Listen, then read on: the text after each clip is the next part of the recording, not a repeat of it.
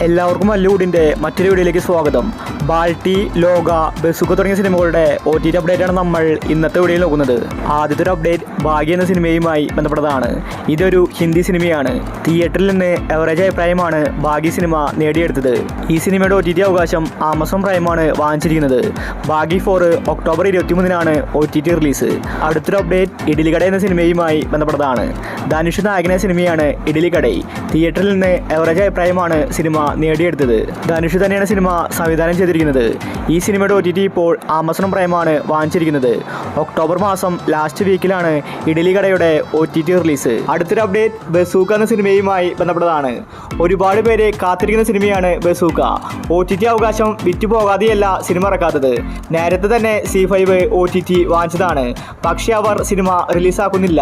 കാരണങ്ങൾ വ്യക്തമല്ല. മമ്മൂട്ടി മികച്ച ആക്ഷൻ രംഗങ്ങളാണ് ബസൂക്കയിൽ കാഴ്ചവെച്ചത്.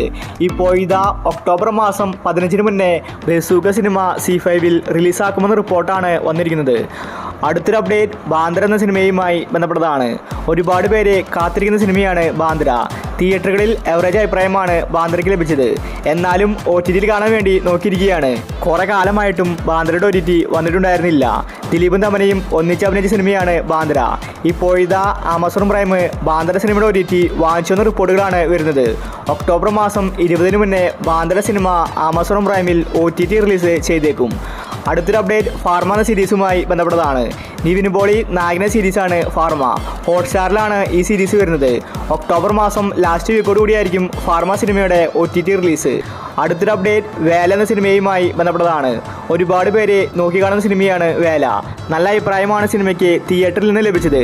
ഷൈനികം സണ്ണിവേനാണ് വേല സിനിമയിൽ പ്രധാന കഥാപാത്രമായി അഭിനയിച്ചിരിക്കുന്നത്. ഇപ്പോൾ ഇതാ വേല സിനിമയുടെ OTT ആമസോൺ പ്രൈമാണ് വാങ്ങിച്ചിരിക്കുന്നത്. സിനിമ ഒക്ടോബർ മാസം ലാസ്റ്റ് വീക്കോട് കൂടി OTT റിലീസ് ചെയ്യുന്ന റിപ്പോർട്ടാണ് വന്നിരിക്കുന്നത്. അടുത്തൊരു അപ്ഡേറ്റ് തങ്കമണി എന്ന സിനിമയുമായി ബന്ധപ്പെട്ടതാണ്.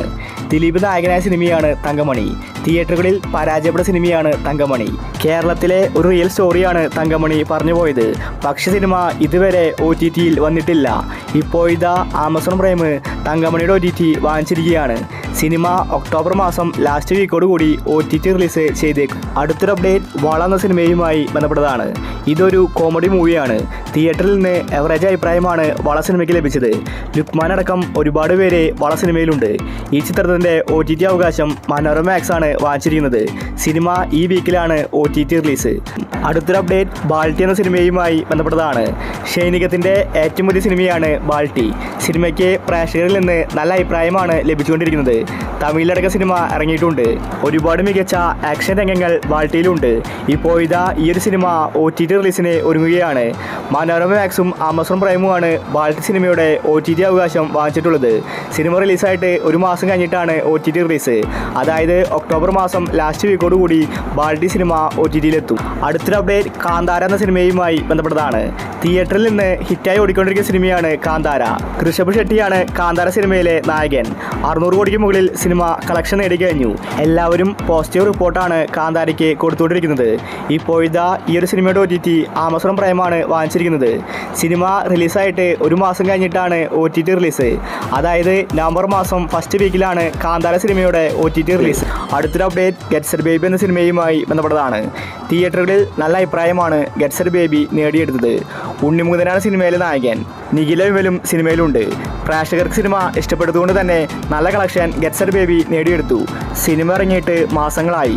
ഇതുവരെ OTT റിലീസ് ചെയ്തിട്ടില്ല.